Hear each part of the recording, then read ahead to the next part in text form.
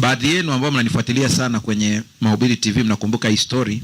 Wakati mimi ni mwinjilisti wa maeneo mapya kule Morogoro, Mvomero, nilikuwa nafanya kazi kule. Tukamhubiri mwanadada mmoja, wanatokea kwenye milima fulani ya juu kule, wanaita milima ya Wanguu kwa juu kule. Akampokea Yesu peke yake kwenye familia. Peke yake. Na wakati huo tukashangaa hatumuoni tena, maana nilivyoenda kuanzisha kazi pale Mvomero tulikuwa tunasali chini ya mti. Kwa hiyo hata kuambia watu waje kwenye kanisa la watu ambao wanasali chini ya mti ni ngumu kuelewa. Lakini tukaishi hivyo.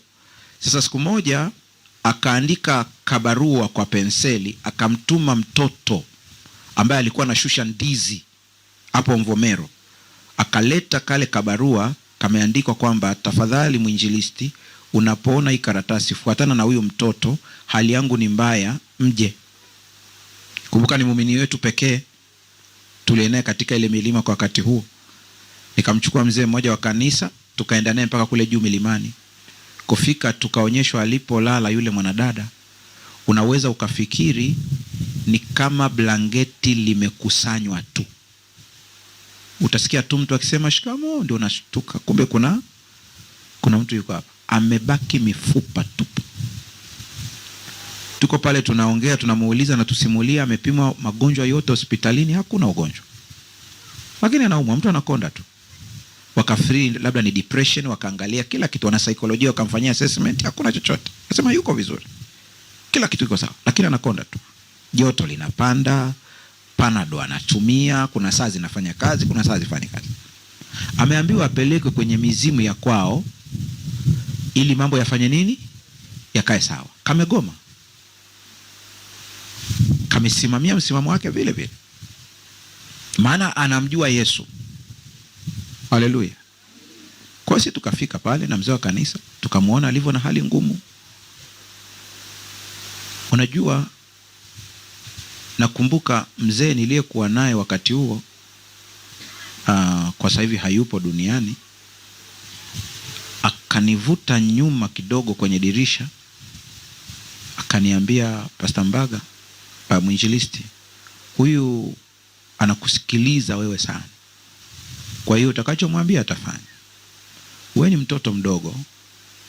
Na kweli yule mzee alikuwa mzee mkubwa sana, kwa umri mkubwa sana. Basi akaniambia, ninakuambia mshauri. Akubali aende, mambo yakae sawa, atarudi kanisani. Sikumjibu neno, tukarudi mle ndani. Kumbe kale kabinti kanatusikia. Nakumbuka akasema, nilihitaji mje mniombe.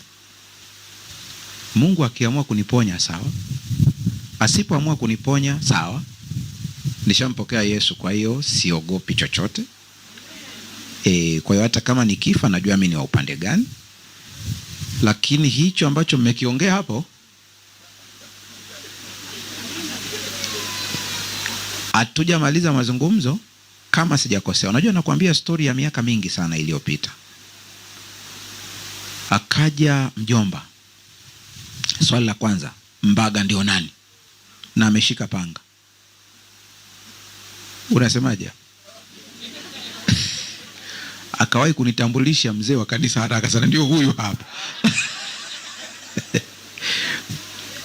Yule mzee mjomba akaniambia, wewe ndio umeniharibia binti yangu. Nikamwambia, kwa lipi? Anasema hasikii anachoambiwa. Kila siku tu anasema, mwinjilisti Mbaga alisema, mwinjilisti Mbaga alisema. Wakati anasema hata sijasema neno, binti akanitetea haraka sana. Akamwambia, anko, sio kwamba mwinjilisti Mbaga alisema, alinisomea Biblia.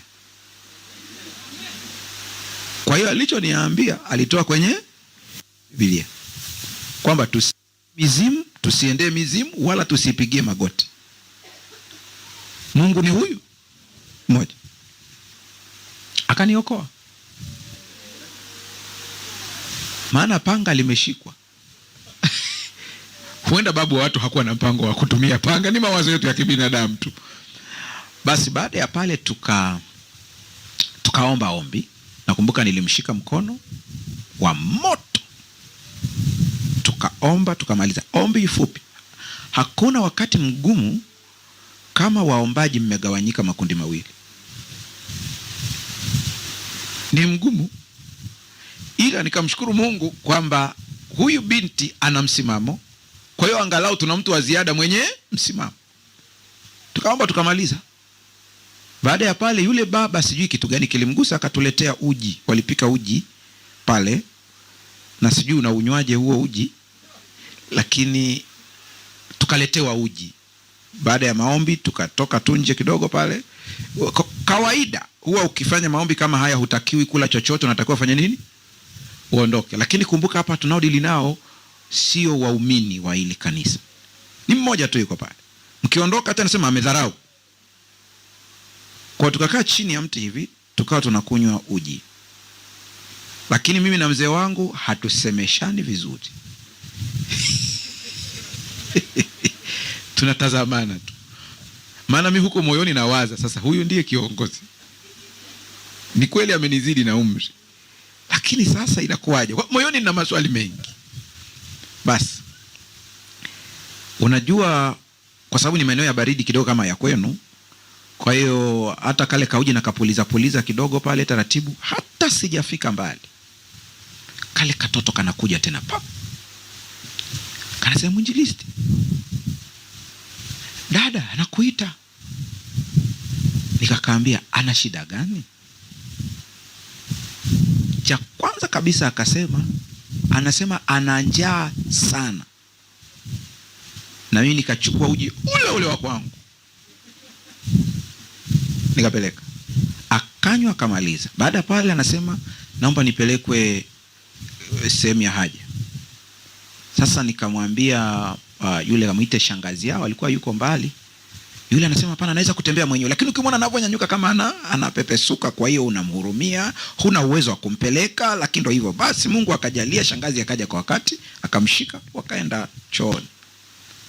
Wakati ameenda, mzee wangu ananong'oneza sasa. Anambia, nilikuambia wewe ni mtoto mdogo, kuna vitu hujui. Kaambia sawa mzee. Kanambia, ukiona mgonjwa aliyezidiwa sana. Mbona mnaniwahi jamani? Mmeelewa kumbe na nyie mnaamini hicho kitu pia kwamba mkiona nakula sana ndio anafanya nini?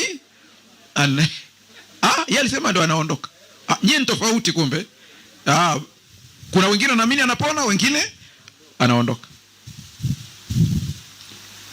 Basi baada ya pale tukafunga safari, tukashuka kwenye ile milima, hatusemeshani vizuri mpaka tukafika, kila mmoja akaenda sehemu yake.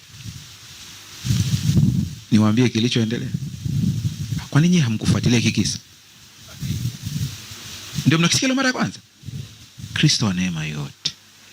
Haya, sasa wakati huo nikawa nimepata nafasi ya kwenda kusoma Uganda. Nikaenda kusoma.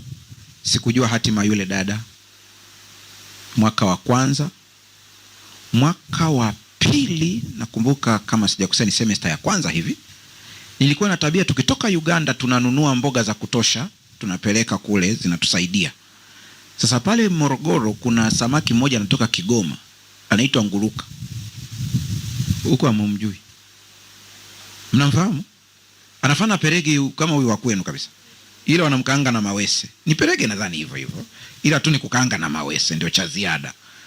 Na sawa, yaani wewe umeelewa kabisa. Anapigwa chumvi. Hakuna mdudu anakamata hapo. Sasa wakati nanunua pale sokoni, pembezoni nasikia, naona mtu mmoja anasema, anamwambia muuzaji, hilo box lote nitalipia mimi. Kumtazama ni mwanadada, afu na mimi ni kijana. Utakubali ulipiwe kweli? Nikagoma, nikamwambia hapana, hii nalipa mwenyewe. Akasema hakuna, hilo nalipa. Kwa hiyo tunagombana, nalipa, mimi nakataa. Huyu bwana muuzaji akanambia, wewe unapata ofa alafu unakataa. Akanambia, najua unanikatalia kwa sababu hunikumbuki. Njoo tuongee. Nawaza pasta. Nikaenda kufika pale, akaanza kunikumbusha uji. Sasa wakati anaongea akili na hangaika, kuna maneno akaongea ya utani, lakini ya siku hiyo yanakuja. Nikamwambia aisee, kumbe ni wewe. Nini kimetokea? Akaniambia mlipoondoka Mungu aliniponya.